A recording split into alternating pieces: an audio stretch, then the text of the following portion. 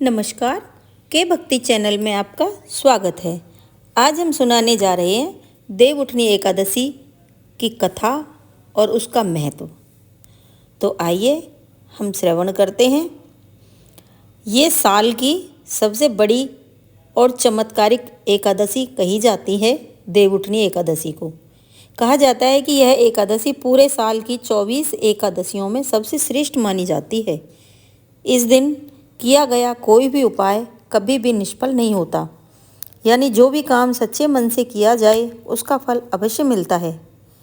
देवउठनी एकादशी की रात तुलसी माता में एक खास चीज़ जरूर बांधनी चाहिए।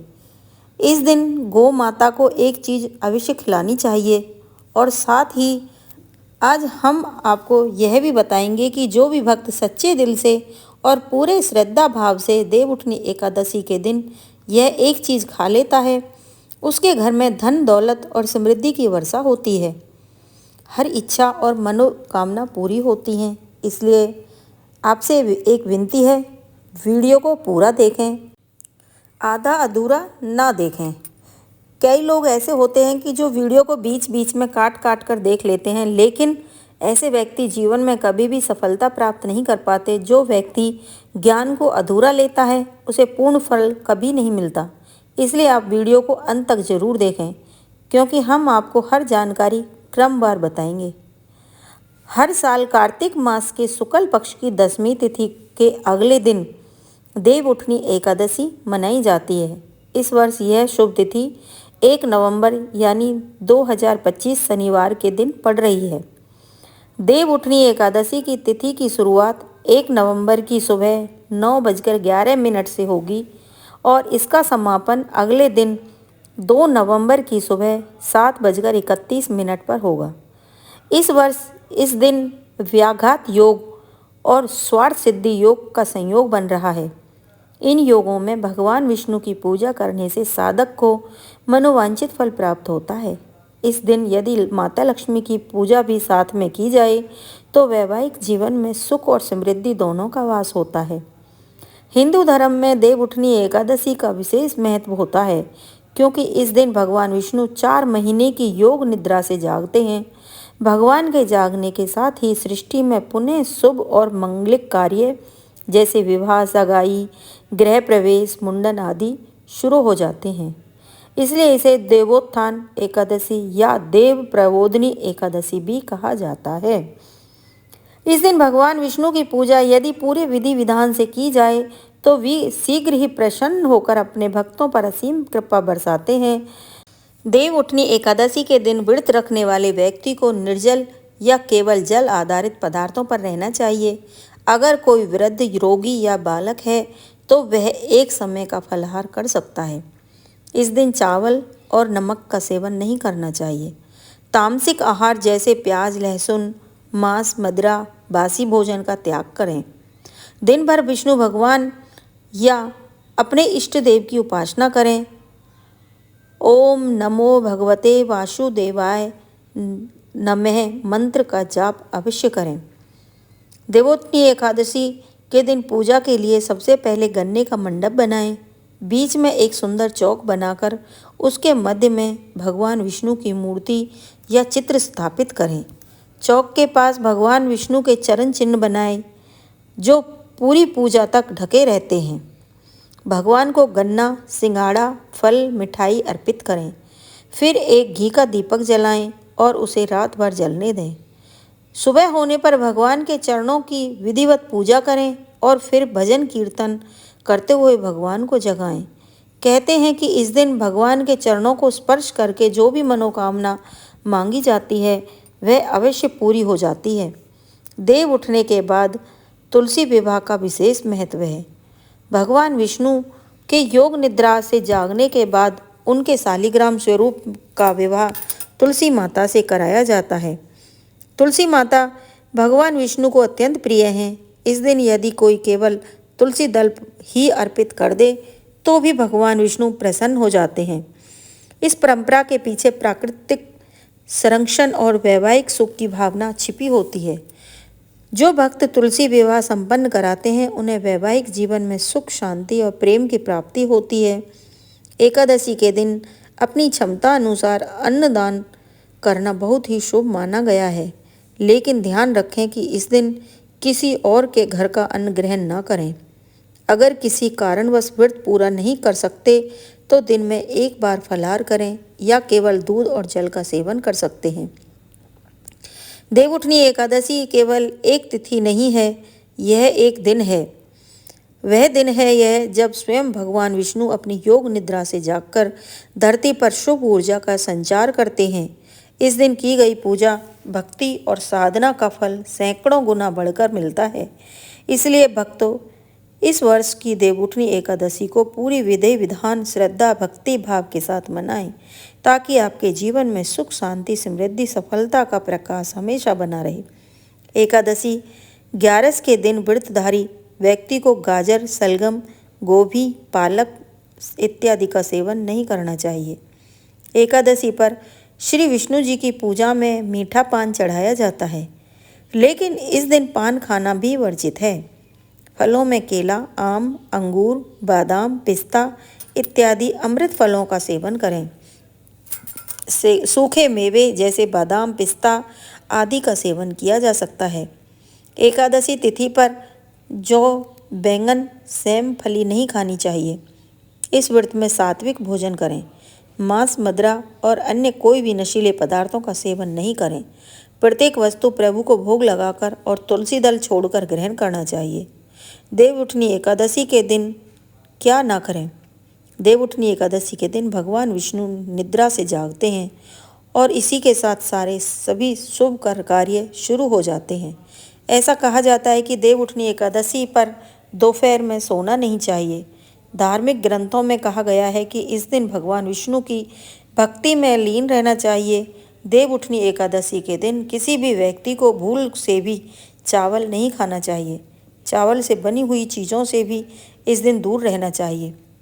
पंडितों का कहना है कि चावल खाने से मन और शरीर स्थिर नहीं रहते।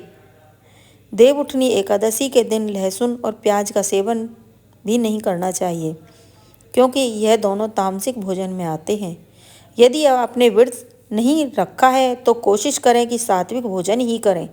देवउठनी एकादशी के दिन व्रतधारी को किसी के प्रति द्वेष की भावना नहीं रखनी चाहिए। हो सके तो इस दिन घर या घर के बाहर किसी से लड़ाई झगड़ा भी ना करें। मान्यता है ऐसा करने से भगवान विष्णु और माता लक्ष्मी नाराज हो जाते हैं। इस दिन आप बूढ़े बुजुर्गों की सहायता करते हैं तो ऐसा करने से भगवान विष्णु और माता लक्ष्मी प्रसन्न होती हैं। इसलिए बुजुर्गों का अपमान ना करें और उन्हें दुत्कारें नहीं। देवउठनी एकादशी के दिन भूल से भी माता तुलसी के पौधे को नहीं छूना चाहिए, क्योंकि इस दिन माता तुलसी और शालिग्राम का विवाह होता है। ना ही तुलसी तोड़नी चाहिए। ऐसी भी मान्यता है कि एकादशी के दिन तुलसी पर जल नहीं चढ़ाना चाहिए, क्योंकि तुलसी उपवास रखती है। इससे उनका उपवास टूट जाता है। देवउठनी एकादशी के दिन क्या करें? देवउठनी एकादशी वाले दिन सुबह उठकर स्नान करें। उसके बाद सूर्य देव को अर्घ्य देकर एकादशी व्रत का संकल्प करें। जीवन में सुख समृद्धि बनी रहे, यह सभी चाहते हैं, तो आप इस दिन विष्णु भगवान को दूध में केसर डालकर उनका अभिषेक करें। अतः अंत में श्री हरि की आरती करें।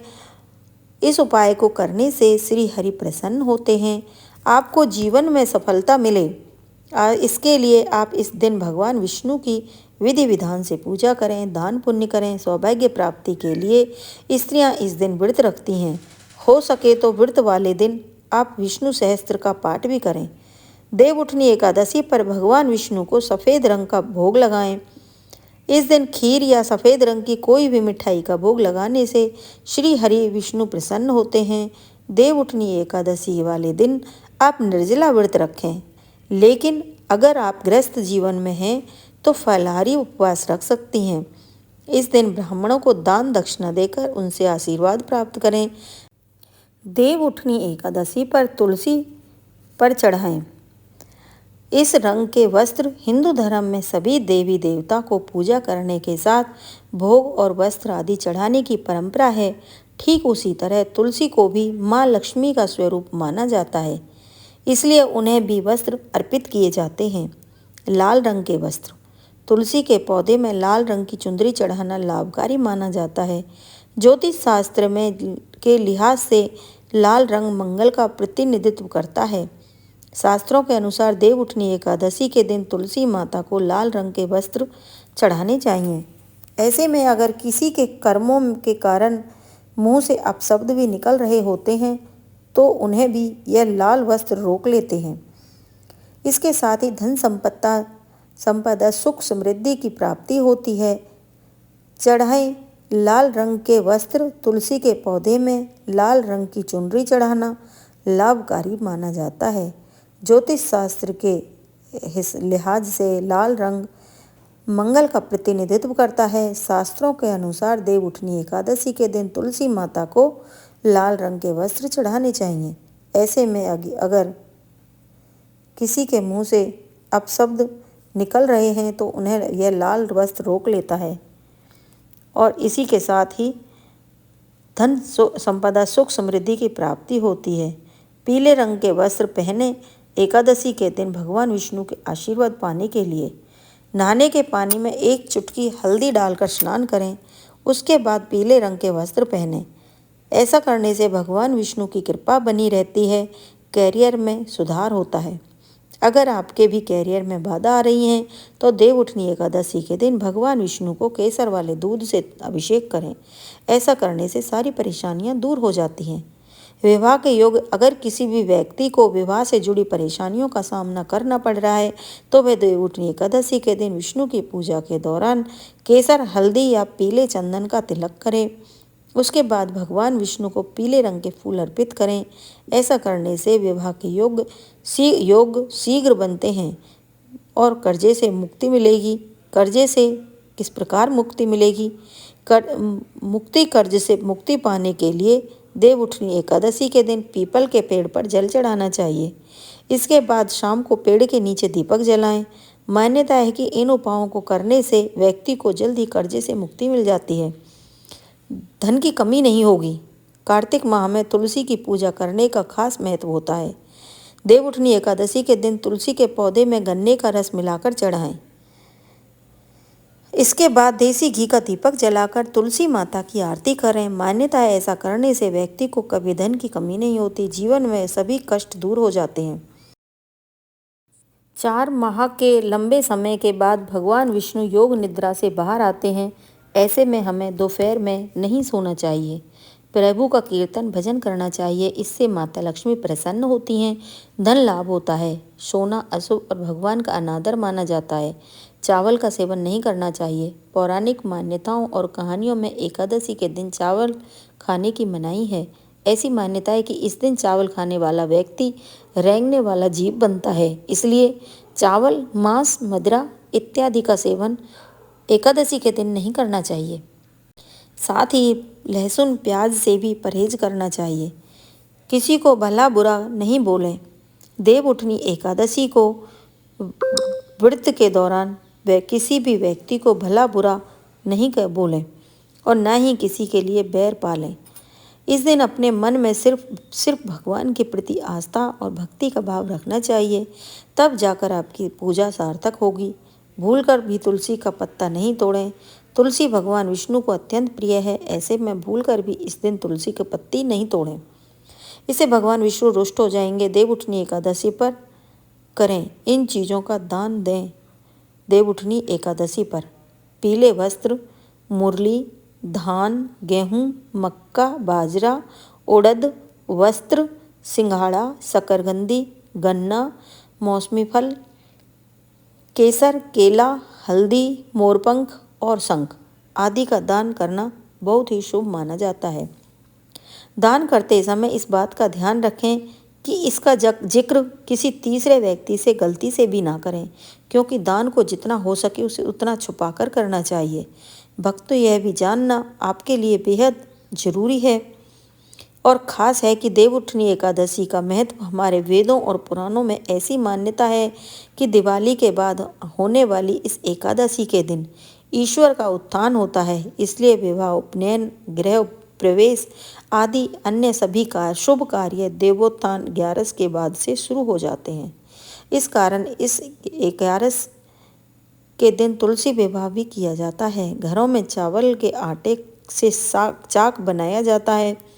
बांस की छत्र कैनोपी के बीच भगवान विष्णु की पूजा की जाती है। इस दिन पटाखे भी चलाए जाते हैं। प्रबोधिनी 11 को आमतौर पर छोटी दिवाली के रूप में भी मनाया जाता है। 11 के दिन से मंगल का संवाहक फिर से अपनी शक्ति प्राप्त करता है। कार्तिक शुक्ल एकादशी के दिन तुलसी विवाह के साथ ही घर के सभी सकारात्मक कार्य सुचारू रूप से किए जा सकते हैं। तुलसी का पौधा प्रकृति का चित्रण करने के साथ ही एक औषधीय पौधा भी माना जाता है। उसके कारण होने वाले लाभ के लिए सभी को दान में दिया जाता है। 4 महीने की निद्रा से भगवान विष्णु के जागने के बाद उस क्षण के बाद से सभी शुभ कार्य शुरू किए जा सकते हैं। भारतीय कैलेंडर के मुताबिक एकादशी के दिन वास्तव में नीरस होने के कारण विशेष रीति रिवाजों के साथ मनाया जाता है। इस दिन से विवाह और अन्य शुभ कार्यों की शुरुआत हो जाती है। इस दिन व्रत रखने का भी अत्यधिक महत्व बताया गया है। महिलाएं तुलसी विवाह के दिन अपने तन को मलमल से सजाकर इस त्योहार को भजन और गीतों के साथ मनाती हैं। दीपदान के लाभ। ऐसा कहा जाता है कि नियम के अनुसार देवोठनी एकादशी व भगवान विष्णु के शालिग्राम रूप में देवी वृंदा तुलसी के विवाह के दिन होता है।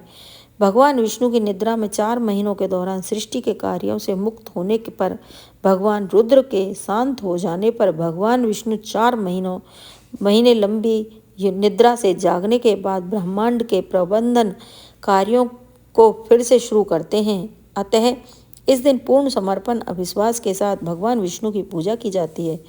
दिन के उजाले में घर की छत पर दीपक रखकर आनंद और सुख में वृद्धि करने के लिए रात में रोशनी करके घर के किसी भी हिस्से में अंधेरा नहीं होने देना चाहिए। आखिर श्री हरि निद्रा में क्यों जाते हैं? एक समय की बात है, भगवान विष्णु से उनकी प्रिय लक्ष्मी जी ने कहा कि प्रभु, आप पूरे दिन जागते हैं, जब निद्रा लेते हैं तो वर्षों के लिए निद्रा में चले जाते हैं। इससे प्रकृति का संतुलन बिगड़ जाता है। इसलिए इसे समझते हुए योजना अनुसार निद्रा लें, जिससे मेरी भी मदद हो जाए। लक्ष्मी जी की बात सुनकर विष्णु भगवान ने मुस्कुराकर उत्तर दिया, देवी, आपने सत्य और उचित ही कहा है। मेरे जागने से अन्य सभी देवताओं को और भी विशेष रूप से आपको मेरी सेवा के कारण विश्राम नहीं मिल पाता है। आज से मैं वर्षा रथ में 4 महीनों के लिए निद्रा में जाऊंगा, जो अल्प निद्रा और योग निद्रा दोनों कहलाएंगी, जिससे मेरे अनुयायियों पर परम कृपा बनी रहेगी। इस अवधि के दौरान मेरी निद्रा की भावना का ध्यान रखने वाले सभी भक्तों के घरों में हमेशा आपके साथ वास करके कृपा बरसाता रहूँगा। तुलसी शालिग्राम विवाह कार्तिक मास में स्नान करने वाली महिलाओं द्वारा एकादशी के दिन भगवान विष्णु, जिन्हें शालिग्राम के नाम से भी माना जाता है, विष्णु प्रिया तुलसी का विवाह कराया जाता है। तुलसी वृक्ष और शालिग्राम का विवाह सुंदर से मंडप में किया जाता है। समारोह के दौरान नमाष्ट सहित विष्णु सहस्त्र नाम का पाठ किया जाता है। शास्त्रों के अनुसार इस तुलसी शालिग्राम विवाह को मनाने का कारण सुखी वैवाहिक जीवन और पुण्य की प्राप्ति होता है। कार्तिक मास में तुलसी वृक्ष दान करने से बड़ा कोई दान नहीं होता। पृथ्वी लोक में जो इस प्रकार है, वृंदावनी वृंदा विश्व पूजिता, विश्व पावनी पुष्प सारा नंदिनी, कृष्ण जीवनी और तुलसी श्री हरि के पवित्र प्रसाद में तुलसी पत्र का होना अनिवार्य होता है। भगवान की माला और चरणों में तुलसी पत्र अर्पित किए जाते हैं। देवउठनी एकादशी पौराणिक कथा है। एक बार एक राजा था। उसके राज्य में सभी एकादशी का व्रत रखते थे। एकादशी के दिन पशुओं सहित कोई भी भोजन नहीं किया करता था। एक दिन दूसरे राज्य से एक आदमी ने राजा के पास आकर नौकरी पर रखने के लिए अनुरोध किया। राजा ने उसे नौकरी पर रखने की सहमति दे दी, पर उसने सहमति देने से पहले एक शर्त रखी कि उसे एकादशी के दिन को छोड़कर प्रत्येक दिन भोजन दिया जाना चाहिए। उस समय उस आदमी ने राजा की शर्त मान ली, लेकिन एकादशी के दिन जब उसे फल दिए गए तो उसने फल लेने से मना कर दिया और कहा कि आप अपने राजा के पास जाकर विनती करें कि यह फल उसके लिए पर्याप्त नहीं है, वह भूख से मर जाएगा। उसने राजा से खाना देने की विनती की। इसके बाद राजा के शर्त याद दिलाने के बाद भी वह खाना छोड़ने के लिए तैयार नहीं था, इसलिए राजा ने उसे आटा, दाल, चावल आदि दे दिए। राजा से भोजन प्राप्त करने के बाद वह आदमी ने सामान्य रूप से नदी में स्नान करके भोजन तैयार करना शुरू कर दिया। खाना बन जाने के बाद वह भगवान को आकर खाने के लिए बुलाने लगा। उसके पुकारने पर भगवान पीताम्बर वस्त्र धारण करके चतुर्भुज रूप में आए और उनके साथ प्रेम से भोजन करने लगे। भोजन करने के बाद ईश्वर वहीं रुक गए और वह आदमी अपने काम पर चला गया। 15 दिन के बाद दोबारा एकादशी आने पर उस आदमी ने राजा से दुगनी मात्रा में भोजन देने की विनती की। कारण पूछने पर राजा ने को उत्तर दिया कि वह उस दिन भूखा रहा क्योंकि ईश्वर ने भी उसके साथ भोजन किया था, जो 2 लोगों के लिए पर्याप्त नहीं था। यह सुनकर राजा आश्चर्यचकित रह गया, विश्वास करने को तैयार नहीं था। भगवान उस आदमी के साथ भोजन करते हैं। राजा बोला कि यह एकादशी का व्रत रखते हैं, भगवान की पूजा करते हैं, लेकिन भगवान कभी भी उनके सामने प्रकट नहीं हुए। यह सुनने के बाद उस आदमी ने कहा कि अगर विश्वास नहीं हो तो उसके लिए साथ चलें, वृक्ष के पीछे छिपकर वहाँ जो कुछ हो रहा हो उसे देख लें। उस आदमी ने के सच और झूठ को जानने की इच्छा से राजा नदी के पेड़ के पीछे जाकर छिप गए। हमेशा की तरह आदमी ने खाना पकाया और शाम तक भगवान को पुकारता रहा, लेकिन भगवान नहीं आए। आखिरकार उस आदमी ने भगवान से प्रार्थना की कि यदि वह नहीं आए तो वह नदी में कूदकर अपनी जान दे देगा, लेकिन भगवान फिर भी नहीं आए। तब वह स्वयं मरने के लिए नदी की तरफ चलने लगा।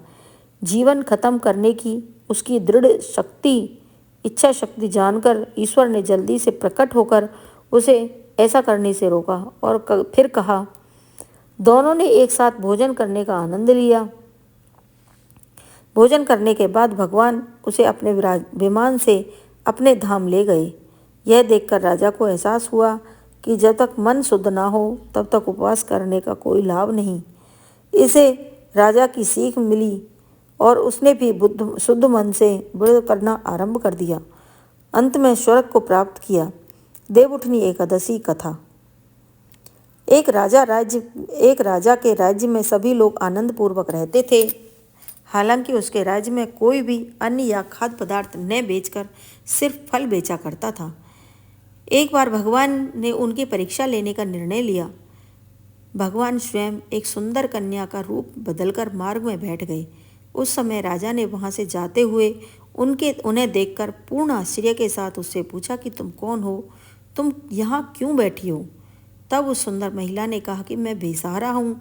इस शहर में मेरी कोई जान पहचान न होने के कारण मैं किसी से मदद भी नहीं मांग सकती हूँ। राजा उसके रूप में आकर्षित होकर बोला कि तुम मेरे महल में मेरी रानी बनकर क्यों नहीं रहती। तब उस सुंदर महिला ने कहा कि मैं तभी आपकी बात मानूंगी जब आप अपनी सभी जिम्मेदारियां मुझे सौंप दोगे। साथ ही मेरे पास आपके राज्य के सभी अधिकार भी होंगे। मैं जैसा खाना बनाऊंगी आपको खाना पड़ेगा। राजा अत्यधिक आसक्त होने के कारण उसकी सभी बातों पर सहमत हो गए। अगले दिन एकादशी थी और रानी ने बाजार में खाना बेचने का आदेश दिया तथा मछली मटन पकाकर राजा से खाने को कहा। तब राजा यह देखकर बोला कि आज एकादशी को वह केवल फल खाएंगे। उसी क्षण रानी ने उसके अपने वादे की याद दिलाकर कहा कि या तो खाना खाइए, अन्यथा मैं आपके बड़े बेटे का सिर काट दूंगी। इस विषय में वह राजा ने इस समस्या को अन्य रानी के साथ साझा किया। साझा करने का निर्णय करके स्थिति को स्पष्ट किया। तब महारानी बोली कि प्रिय राजन, आपको उदास नहीं होना चाहिए। आपको अपने सदाचार और नैतिकता को नहीं छोड़ना चाहिए। इसलिए उन्होंने अपने बेटे का बलिदान देने की सलाह दी। उस समय बेटे ने मुड़कर अपनी माँ की आंखों से अश्रु होने का कारण पूछा। इस सब का कारण जानने के बाद उसने अपना सिर बलिदान करने के लिए सहमत होकर आगे कहा कि आपको नैतिकता और सदाचार का सम्मान और रक्षा करनी चाहिए। तब राजा ने इस बात पर सहमत होते हुए भगवान विष्णु ने प्रकट होकर कहा कि मैं तेरे मूल्यों से प्रभावित हूँ, तुम मुझसे कोई भी आशीर्वाद मांग सकते हो।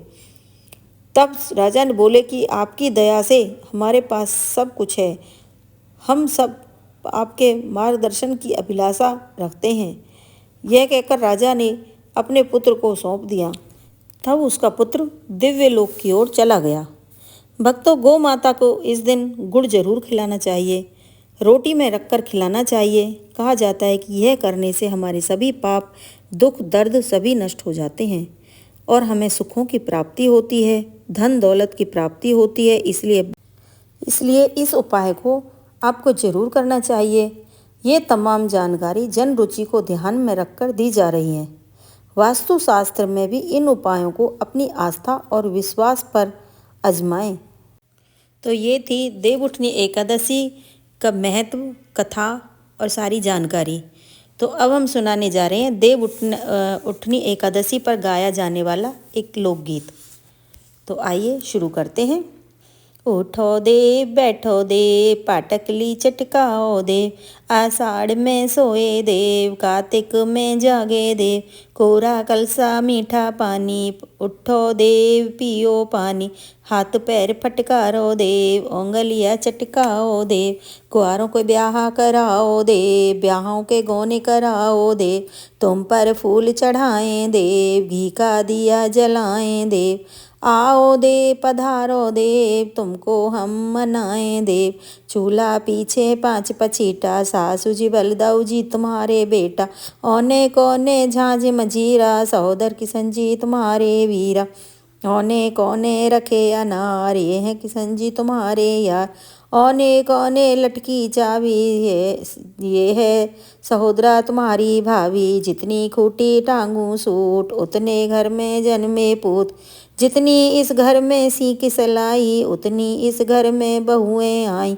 जितने इस घर ईंट और रोड़े, उतने इस घर हाथी घोड़े, गन्ने का भोग लगाओ देव, सिंघाड़े का भोग लगाओ देव, बेर का भोग लगाओ देव, गाजर का भोग लगाओ देव, बैंगन का भोग लगाओ देव, पुए का भोग लगाओ देव, मूली का भोग लगाओ देव, आओ देव बैठो देव। बोलो देव महाराज की जय। बोलो देवउठनी एकादशी मैया की जय। बोलो विष्णु भगवान की जय। उम्मीद करती हूँ कि आपको मेरी ये वीडियो पसंद आई होगी। अगर मेरी वीडियो पसंद आती है तो मेरे चैनल को सब्सक्राइब करें, वीडियो को लाइक करें और ज़्यादा से ज़्यादा शेयर करें। हो सके तो कमेंट करें कमेंट बॉक्स में जय लक्ष्मी माता, जय विष्णु भगवान, जय 11 मैया लिखना ना भूलें। जय माता लक्ष्मी की जय। बोलो विष्णु भगवान की जय। बोलो 11 मैया की जय। जय जय श्री राधे श्याम।